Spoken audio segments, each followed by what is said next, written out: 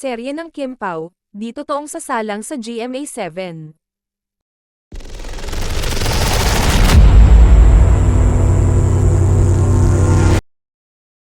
Kinumpirma ng isang taong may kinalaman sa Pinoy version ng What's Wrong with Secretary Kim, na mali ang chikang sa Channel 7 Nanograms GMA Network sasalang ang serye ni Paulo Avellino at Kim Chiu. Wala raw katotohanan ang chikang iyon. Hindi nga raw alam ng taong kausap namin kung saan ba talaga galing ang chismis na iyon tungkol sa kilig serye ng Kim Pao. Committed daw ang ABS-CBN at Vio Philippines na ipalabas sa TV5 ngayong 2024 ang What's Wrong with Secretary Kim. We're committed to TV5. So ipapalabas this 2024 ang series ni Paulo and Kim sa Channel 5.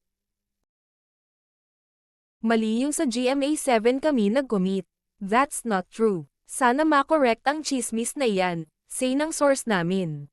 Hindi pa nga lang sure ang source namin kung kailan ipapalabas sa Free TV ang What's Wrong with Secretary Kim.